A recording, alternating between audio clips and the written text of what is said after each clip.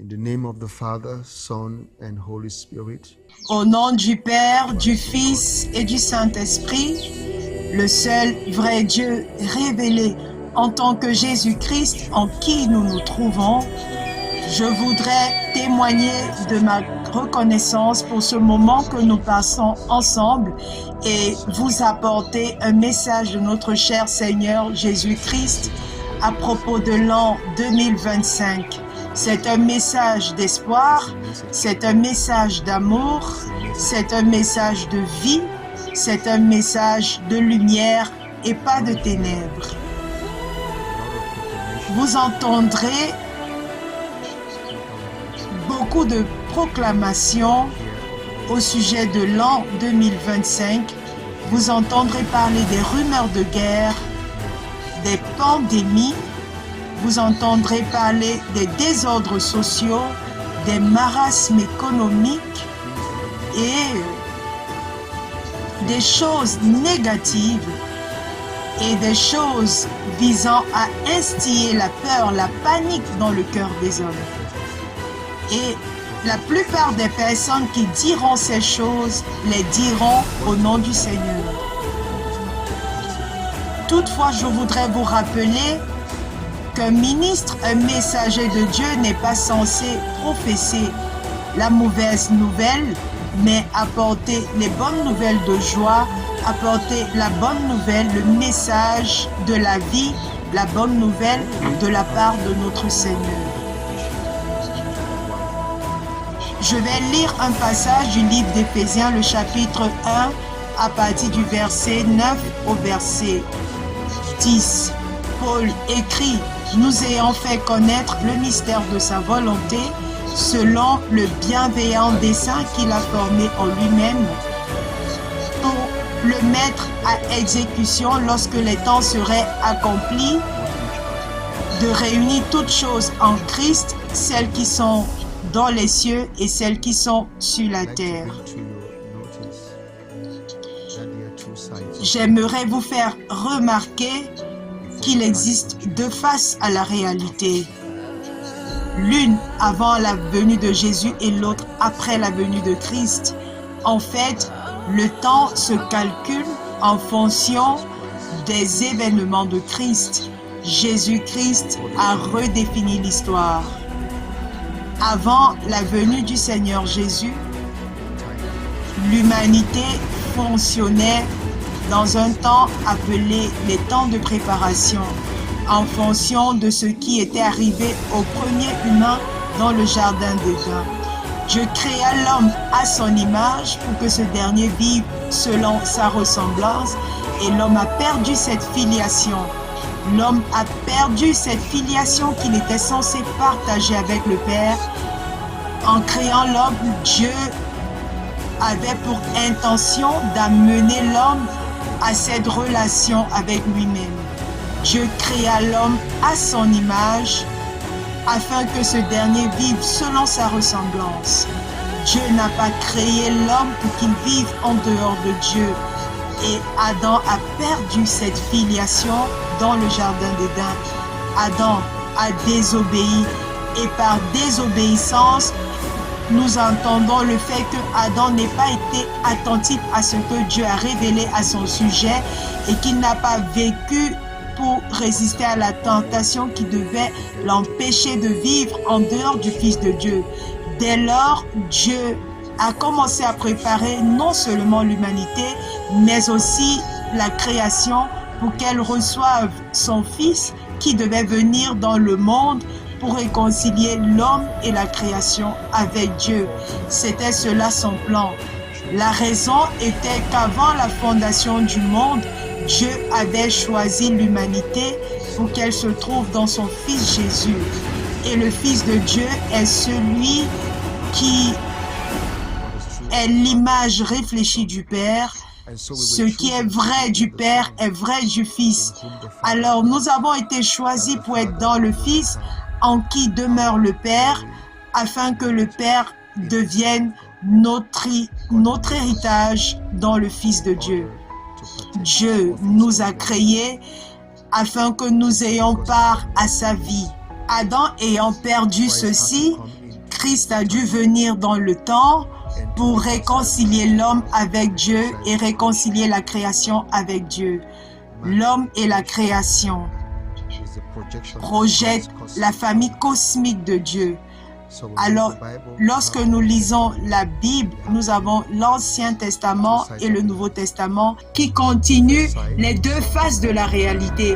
Lors de la première face, nous voyons que la mort a régné en raison de la désobéissance d'Adam. Et là, Dieu a commencé à préparer l'humanité pour la venue de Christ. C'est à ce moment que les hommes ont vécu dans la peur, dans la panique. L'apôtre Paul nous fait savoir qu'en Adam, tous meurent, mais en Christ, tous seront rendus vivants. Alors, la mort a régné, les ténèbres ont régné et Dieu a continué à préparer la création et l'humanité jusqu'à la venue du Seigneur Jésus-Christ. Il y a 2000 ans de cela, le Fils de Dieu est venu et a réconcilié l'humanité avec Dieu et a réconcilié toutes choses avec Dieu.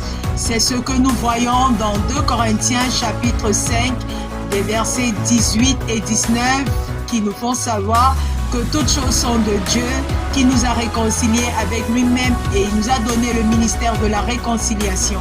Jésus-Christ est venu pour réorganiser la famille cosmique de Dieu. Il est venu avec une administration qui constituait de ramener cette réconciliation pour ramener les choses à leur état initial. Et c'est la raison pour laquelle Paul emploie le mot dispensation dans Éphésiens chapitre 1 verset 10. Ce mot vient du mot grec oikonomia qui renvoie à la maisonnée ou le domaine de Dieu. C'est de ce mot que nous avons le mot économie et dans ce contexte particulier, il s'agit de l'intendance au sein de la maison. Jésus-Christ est venu pour cette raison. Les temps accomplis, Christ Jésus est venu pour réorganiser ce qui avait été désordonné dans la maison de Dieu, selon que l'homme est réconcilié avec Dieu et que la création est réconciliée avec Dieu par le biais de l'homme, pour qu'il n'y ait plus de chaos, mais pour qu'il y ait ce qu'on appelle le Kumbenesis, l'ordre divin dans la création, dans l'univers. Christ Jésus est venu dans les événements qui ont reflété sa vie, son incarnation. Il s'est identifié à toute l'humanité et est devenu l'homme accompli. Sa mort, sa résurrection et son ascension et son assise à la droite du Père. Il a amené l'homme ainsi à ce lieu de filiation. L'homme a été réconcilié avec Dieu et la création elle-même a été réconciliée par la réconciliation de l'humanité avec Dieu. C'est cela qui s'est passé. C'est ce que Christ a accompli lorsqu'il est venu il y a 2000 ans. Et dès le moment de son ascension jusqu'à l'heure actuelle, nous avons été témoins de la restauration de toutes choses et non pas le désastre et pas la destruction de toutes choses, mais la restauration, le rétablissement de toutes choses.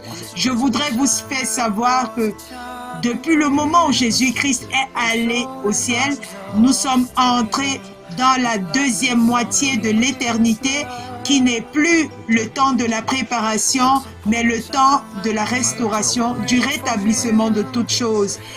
Et peu importe à quel point le mal sévit, il ne va qu'en fin de compte se conformer au dessein éternel de Dieu.